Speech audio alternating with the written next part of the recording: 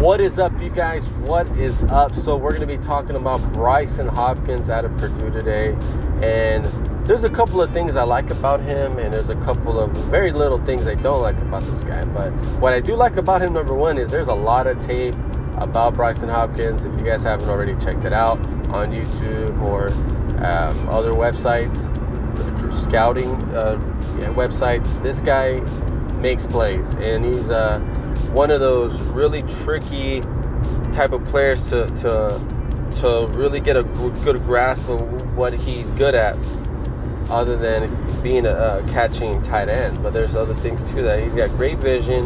He's able to track the ball efficiently. He's got good body control, especially when he makes those hard catches and there's someone about to lay him out. He's able to turn and move and juke guys like that. He does a really good job of being a decent slot receiver, and he can also play at tight end. So not much of a blocker is the only thing that I'm going to say of the negative about Brycen Hopkins, is that he was never really asked to block, but he could be a really solid slot receiver, or he can be a really solid tight end, but he's going to be asked. He's going to be more of an issue in the passing game rather than being a blocker, and that's one of the things about him that he's going to have to develop that skill, because if you can't utilize him as a blocker, then that's a weakness on your offense, and that's something that he has to work on.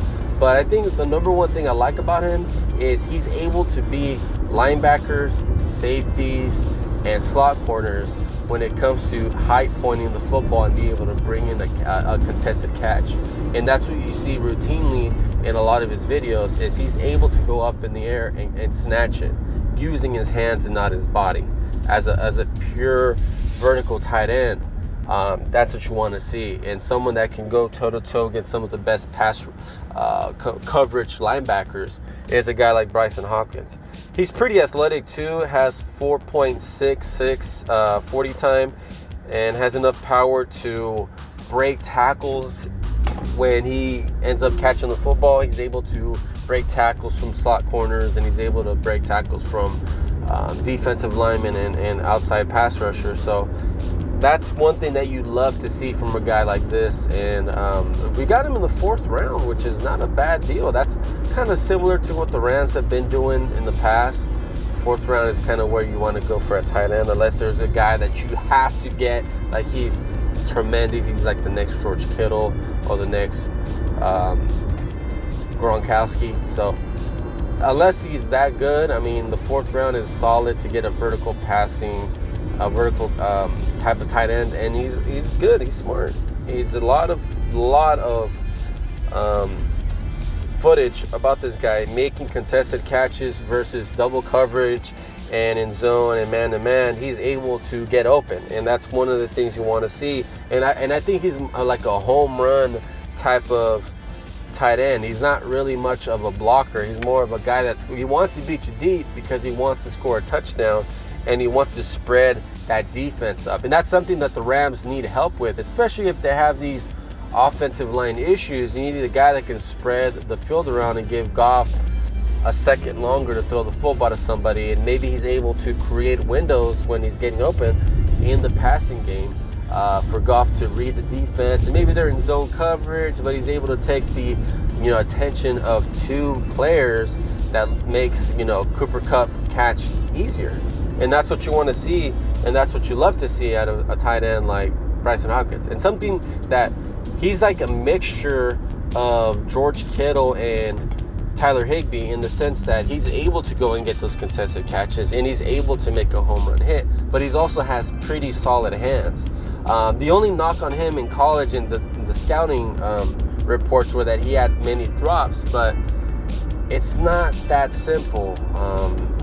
I think he's made a lot more contributions to the offense than hurting the offense at Purdue.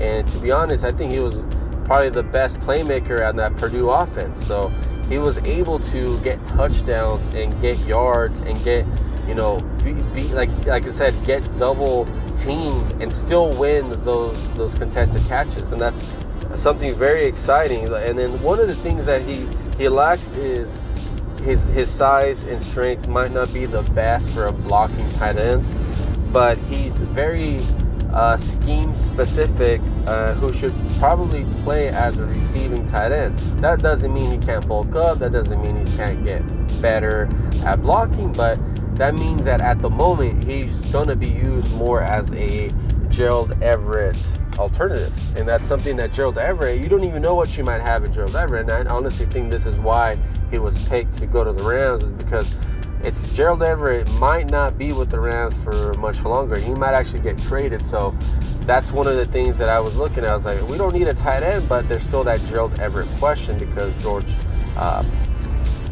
Tyler Higbee was, given a contract extension, but Gerald Everett hasn't been given anything. So as of right now, that's Brycen Hopkins' spot to take over. And he's honestly, I think they did a fantastic job, if that's the case, that they went and got a guy that can come in for Tyler Higbee if for need be. And this guy is pretty solid all around. There's some things about his receiving ability that he doesn't get really much separation from slot corners, but he's not really going against slot corners much. He's going against linebackers and he's going against safeties, but the slot corners usually are really athletic, really fast, and really small. So if he's not able to get much separation from a slot corner, he is able to, by the way, to beat them at the high point of attack where he goes and jumps for the ball. And usually these slot corners are a lot shorter and not as strong as a tight end, so he's able to win those one-on-one matches. And like I said, he's able to go in and go toe-to-toe against two, a safety and a slot corner, as long as the ball is at the perfect spot. Now, drops are one of the things that, a lot of teams don't really like, but he's very athletic, very versatile, and a natural athlete in space. Given opportunities, he's able to work up and split out wide and split up the defense. So overall, I actually give this a C+. And I think he could honestly be a home run hit for the Rams if eventually he starts getting more playing time and he's able to be used at the passing attack. Like I said, I don't think he's going to be that good of a run blocker, especially when he wasn't asked to do that at Purdue. But I think he's able to make tremendous contributions in the passing game. So let me know what you guys think. Leave a like, leave a share, leave a comment. Until next time, you guys, go Rams. Quarterback Jake Plummer rolling out wide open. Brycen Hopkins, the tight end. My goodness, 3 plays, and it's a hot knife through butter right now. And he just comes across the ball here, and a nice job on the play action. Maryland thinking 2 runs in the first 2 plays. We got to stop the run game. We'll drop out of it. And they drop out of it again. 8 into coverage. Plummer going downfield. Hopkins.